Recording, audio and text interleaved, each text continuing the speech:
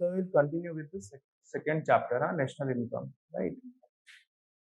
Very important and very simple and very difficult also in the real life. मालूम है India ने change कर दिया था नेशनल इनकम काउंट करने का मेथड 2014 के बाद 2015 2016 में किया था, है ना? क्यों किया था? क्योंकि हर मेथड के फ्लॉज भी हैं और वही प्रॉस एंड कॉन्स हैं, तो कौन सा मेथड लिया जाए is not a very easy question to answer in the real world, लेकिन आप लोगों के सिलेबस में जितना है उसमें काफी आसान है। ठीक है, इस चैप्टर में कभी कभी बहुत डायरेक्ट क्वेश्चंस भी आ जाते हैं, है ना? एक तो जीडीपी डेफलेटर पर आ जाता है। क्या होता है जीडीपी डेफलेटर? हाँ, नॉमिनल अपॉन रियल। ठीक है, नॉर्मली नॉमिनल ज्यादा होता है या रियल ज्यादा होता है? मोस्टली बेस ईयर पास्ट में ही रहता है, राइट? नॉर्मली ऐसा ही होगा, और इन्फ्लेशन पॉजिटिव होता ही होता है। ठीक है, तो इन्फ्लेशन को फैक्टर इन कर लेते हैं जब हम लोग रियल जीडीपी की बात करते हैं। मतलब समझ में आया? फॉर एग्जाम्पल, इंडियन इकोनॉमी का लास्ट ईयर जीडीपी वाज 100। ठीक, this year the GDP is 105, and if last year is the base year and inflation is 5%, ठीक, तो 5% अगर इन्फ्लेशन है तो लास्ट ईयर जीडीपी की आज वैल्यू क्या होगी इन टर्म्स ऑफ मनी? 105, है ना? 5% बढ़ रहा है, इन्फ्लेशन 5% है, तो जो रियल वैल्यू हम 100 रुपीज में परचेस कर पा रहे थे लास्ट ईयर, उसको 105 में कर पाएंगे। तो उस केस में आपका जो 105 इस बार नॉमिनल जीडीपी है, एक्चुअली ये 100 रुपीज रियल जीडीपी के बराबर ही हो गई। समझ में आया? बस यही है। तो जीडीपी डेफलेटर में अल्टीमेटली हम लोग ये देखते हैं कि रियल टर्म्स में प्रोडक्शन कितना बढ़ रहा है ना? ऐसे सीपीआई की बात भी हो जाती है। सीपीआई मालूम है? Communist party of India. CPI, consumer price index, क्या होता है?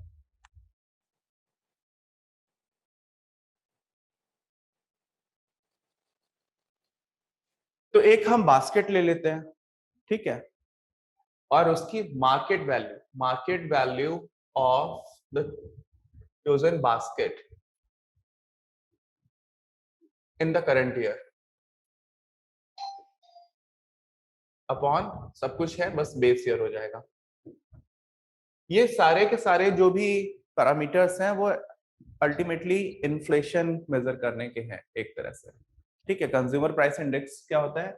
सीपीआई लिंक्ड इन्फ्लेशन भी निकालते हैं हम लोग, और होलसेल प्राइस इंडेक्स में भी निकालते हैं, है ना? और काफी वेरी कर जाता है ये दोनों, कभी कभी बहुत ज्यादा। लास्ट क्वार्टर में, लास्ट टू लास्ट क्वार्टर में ये 14% तक पहुंच गया था, और ये इट वाज क्लोज टू 9%। तो इतना बड़ा डिफरेंस भी आ जाता है कभी कभी।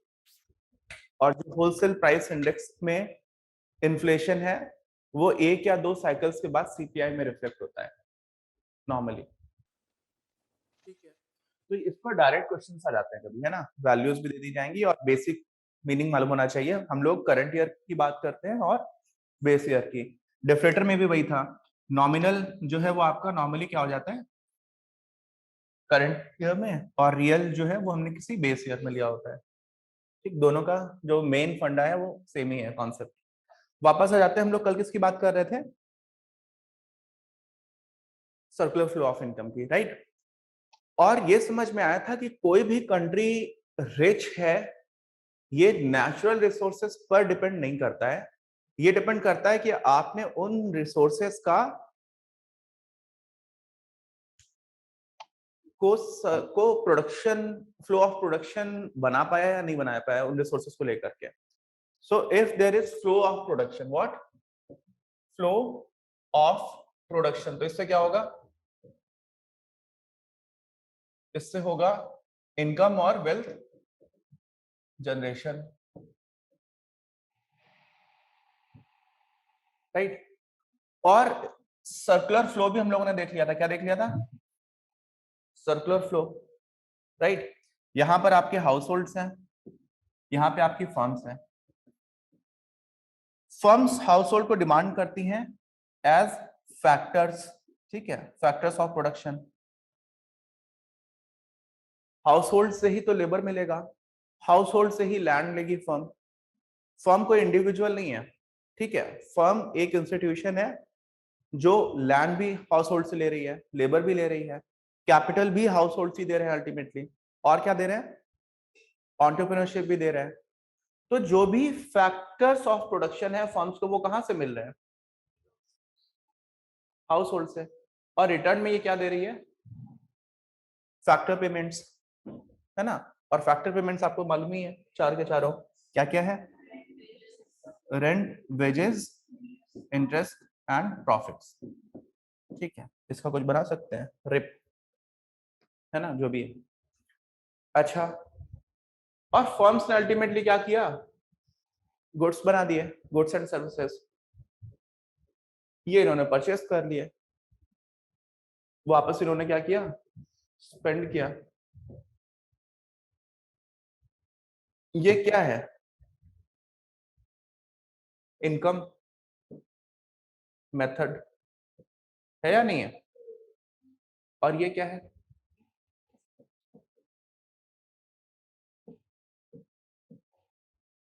और ये क्या है? प्रोडक्ट मेथड, ठीक है ना। ये क्या है आपका?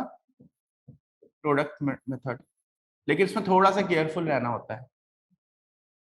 But circular flow of income में ही अपने को तीनों मेथड दिख जाते हैं, राइट। जो वैल्यू होगी गुड्स एंड सर्विसेज की, अल्टीमेटली उतना ही तो स्पेंडिंग हो रही है।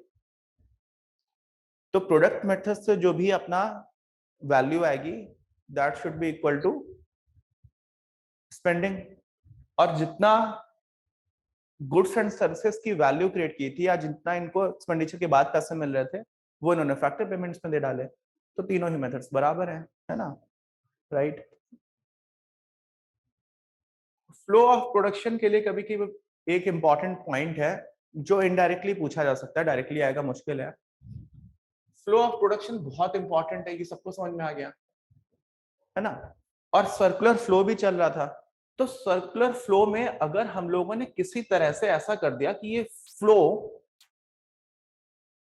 फास्ट हो जाए, ठीक है, या इसमें ज्यादा वॉल्यूम जाना स्टार्ट कर दे, तो ज्यादा वॉल्यूम कैसे जाएगा? आपने सेम पाइप में फ्लो क्या कर दिया, एक और ऐसा कोई मोटर लगा दिया, वाटर का केस अगर आप ले लो तो ऐसे केस में क्या हो जाएगा? अल्टीमेटली फ्लो इंप्रूव कर गया, फ्लो का पेस इंप्रूव हो गया, या total volume of flow strong हो गया, तो और भी ज्यादा इनकम जनरेशन और वेल्थ जनरेशन होगा। अब इसमें ऐसा एग्जांपल आता है जो माइक्रो इकोनॉमिक्स और मैक्रो इकोनॉमिक्स दोनों को डिफरेंशिएट करता है, ठीक। कैसे समझना? हम लोगों ने क्या किया, अपना आराम से हाउस होल्ड्स जो थे और आपकी फर्म्स थी, इनके बीच में फ्लो हो रहा था, मेंटेन था, राइट। ये अल्टीमेटली 100 रुपीज पे कर रहा है और ये लोग फिर 100 स्पेंड कर दे रहे हैं, और इनका जो लेवल ऑफ कंजम्पशन है वो 100 रुपीज के गुड्स एंड सर्विसेज पर फिक्स बना हुआ है। समहाउ इन लोगों ने 100 की जगह 150 रुपीज स्पेंड करना स्टार्ट कर दिया। अब 50 एडिशनल कहां से आया वो छोड़ दो अभी के लिए। इन्होंने अगर 150 एडिशनल स्पेंड करना स्टार्ट किया, इसका मतलब क्या हुआ? They want more goods and services, right. तो फर्म्स को और गुड्स एंड सर्विसेज प्रोड्यूस करने पड़ेंगे या नहीं करने पड़ेंगे? क्योंकि डिमांड बढ़ गई है, डिमांड बढ़ गई है, फर्म्स को प्रोड्यूस करना पड़ रहा है। तो ऐसे में फर्म्स क्या करेंगी? Firms will require more factors of production, क्योंकि same level of factors of production से तो 100 रुपीज का ही गुड्स एंड सर्विसेज प्रोड्यूस हो पा रहा था। तो अल्टीमेटली इनको और लोगों को एम्प्लॉय करना पड़ेगा, और लोगों का मतलब और factors of payment, factors of production, not necessarily labourers हो, राइट, बट इनको कैपिटल ज्यादा रिक्वायर्ड हो सकती है, लैंड ज्यादा चाहिए हो सकती है, बट अल्टीमेटली हो क्या जाएगा कि ये 150 रुपीज आपको हाउस होल्ड्स को दे रहे होंगे, है ना। और ऐसे आप देखो तो अगर लोगों ने स्पेंडिंग बढ़ा दी है, क्या बढ़ा दी है, स्पेंडिंग बढ़ा दी है, तो अल्टीमेटली उनकी एक साइकिल के बाद इनकम भी बढ़ गई या नहीं बढ़ गई। तो ये कॉन्ट्राडिक्टरी नहीं है क्या? आपको भी लगता है कि इनकम बढ़ानी है और आपने स्पेंड करना स्टार्ट कर दिया कि भाई जितना खर्च करोगे उतनी इनकम बढ़ेगी। घर वाले तो बहुत मारेंगे, है ना, उनको बताना है कि मैंने पढ़ा इकोनॉमिक्स में, राइट, पहले आपको मारेंगे फिर मेरे ऊपर आएंगे। ये वैलिड है कब, जब हम लोग बात कर रहे हैं मैक्रो इकोनॉमिक्स की, कलेक्टिवली सोसाइटी अगर ऐसा कर रही हो तो, और ये जो इनकम जा रही है वो कलेक्टिवली सारे हाउस होल्ड्स में जा रही है। अब हो सकता है आपके पड़ोसी के पास आ रही हो और आपके पास ना आ रहा हो, ये हो सकता है। माइक्रो इकोनॉमिक्स में ये नहीं होगा, बट मैक्रो में हो जाता है। तो मैक्रो में अगर आप स्पेंडिंग बढ़ा रहे हो, तो स्पेंडिंग बढ़ने की वजह से क्या हो रहा है, अल्टीमेटली पूरे सोसाइटी की इनकम बढ़ रही है। ये समझ में आया? क्योंकि फ्लो ऑफ प्रोडक्शन और स्ट्रेंथन हुआ है, राइट। माइक्रो इकोनॉमिक्स में ये वैलिड नहीं है। तो कभी कभी माइक्रो इकोनॉमिक्स और मैक्रो इकोनॉमिक्स में डिफरेंस पूछा जाएगा कि कहां कहां पर होगा, तो ये समझ में आएगा। एक और पॉइंट इंपॉर्टेंट है माइक्रो और मैक्रो की, जो हम लोग बात कर रहे हैं, इसी वाले केस को अगर सारे इंडिविजुअल्स डिसाइड कर ले कि नहीं नहीं अब तो बहुत डिफिकल्ट टाइम आने वाला है और हम लोग सेव करना स्टार्ट करते हैं, तो स्नोबॉल इफेक्ट क्या होता है कि किसी भी तरह का कोई भी कॉन्सेप्ट है या किसी भी डायमेंशन में हो सकता है। यहां पर क्या हुआ, जापान का जो एग्जांपल दिया, तो जापान में क्या हुआ कि लोगों को लगा कि उनको सेव करना स्टार्ट कर देना चाहिए क्योंकि इकोनॉमी में उनका बिलीफ कम हो रहा था, ठीक है, लोगों ने स्पेंड करना रोक दिया। अब आप सर्कुलर फ्लो में देखोगे, अगर लोगों ने 100 की जगह 10 रुपीज स्पेंड करना स्टार्ट किया, तो फर्म्स को क्या करना पड़ेगा, ऑलरेडी जो फैक्टर्स एम्प्लॉय किए थे उनको भी कम करना पड़ जाएगा। तो टोटल क्या हो गया, गुड्स एंड सर्विसेज का प्रोडक्शन भी कम हो गया, और लोगों को अल्टीमेटली जो सैलरी मिल रही है वो भी कम हो गई, salary as a factors of payment भी कम हो गए। तो अगर कोई सोसाइटी कलेक्टिवली सेव करना स्टार्ट कर दे, it is not good, right. अच्छा, अब यहां पर we all need to be very careful, very careful. जब 2008 का रिसेशन आया था, क्या आया था, लेमन ब्रदर्स बैंकरप्ट हो रही थी, फिर यूएसए ने उनको सेव किया, यूएस गवर्नमेंट ने। 2008 रिसेशन का इंडिया पर बहुत ज्यादा इफेक्ट नहीं हुआ। एक तो हमारे उस टाइम पे प्राइम मिनिस्टर कौन थे, मनमोहन सिंह साहब। ओबामा बोला करते थे कि जब मनमोहन सिंह बोलते हैं तो दुनिया सुनती है, कम बोलते थे, है ना, और जो बोलते थे सॉलिड बोलते थे, राइट। और बहुत ही इंडियन इकोनॉमी में मनमोहन सिंह का कंट्रीब्यूशन बहुत इंपॉर्टेंट है। 1991 का जो रिफॉर्म्स हुए थे, ब्लूप्रिंट बोला जाता है कि इन्होंने बनाया था। तो मनमोहन सिंह ने भी बहुत स्मार्टली प्ले किया, उनको इकोनॉमिक्स आती थी। बट साथ में पी चिदम्बरम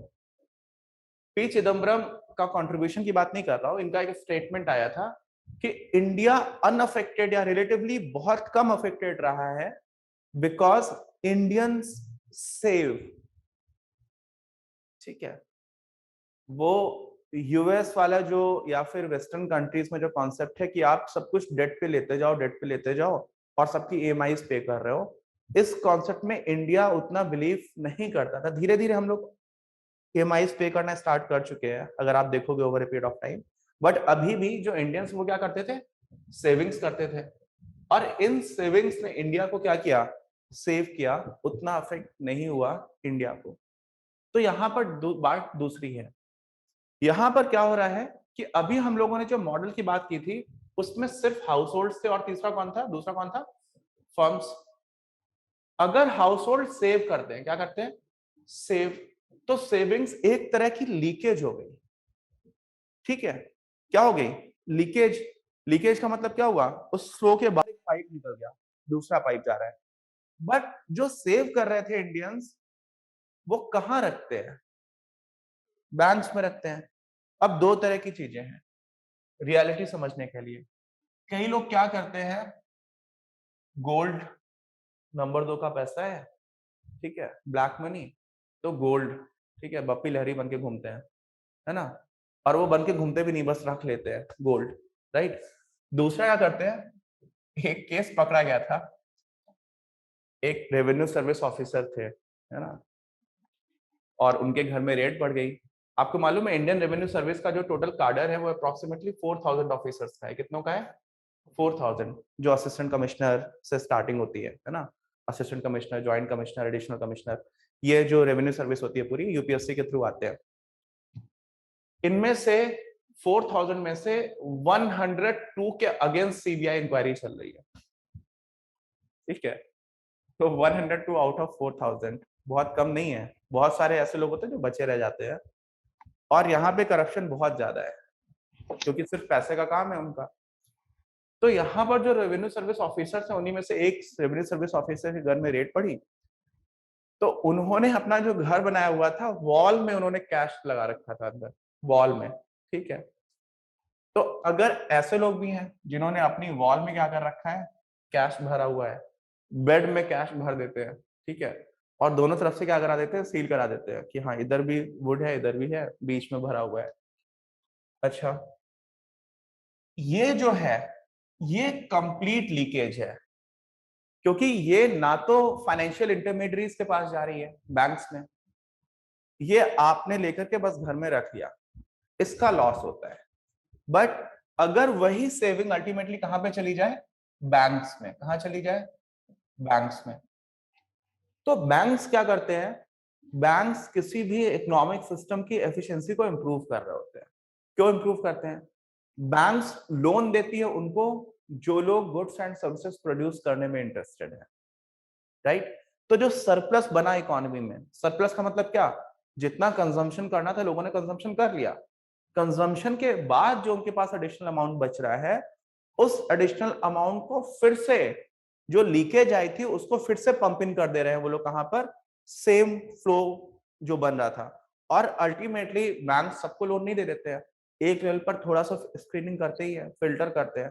तो ये समझने की कोशिश करते हैं कि ऐसे लोगों को लोन लिया जाए जिनसे पैसे वापस नहीं मिल पाए, यानी कि वो प्रोडक्टिव एक्सपेंसेस में, या फिर जो लोग कुछ और करते हुए, जैसे कई लोग पर्सनल लोन भी ले लेते हैं, लेकिन ऐसे लोगों को पर्सनल लोन देते हैं जो लोग रिपे कर पाए, और जो रिपे कर पाएगा अल्टीमेटली वो किसी ना किसी तरह की इकोनॉमिक एक्टिविटीज में इन्वॉल्व होगा, राइट। तो अगर लोग सेव कर रहे हैं और सेव करके किसी फाइनेंशियल इंटरमीडियरी जो कि बैंक्स हैं मेनली, उनमें डिपॉजिट कर रहे हैं तो प्रॉब्लम नहीं है, ठीक है। सेव करने का मतलब हो गया यहाँ पर कि ऐसा कुछ कर लिया था, तो फिर बहुत बड़ी प्रॉब्लम है, राइट, क्योंकि वो फ्लो से पूरा लीकेज होकर बंद हो गया। अच्छा, एक और इसमें पॉइंट था, क्या पॉइंट था, माइक्रो इकोनॉमिक्स, मैक्रो इकोनॉमिक्स वाला, राइट, कि माइक्रो लेवल पर ये बिल्कुल काम नहीं करता है, कलेक्टिवली ये काम करेगा, है ना।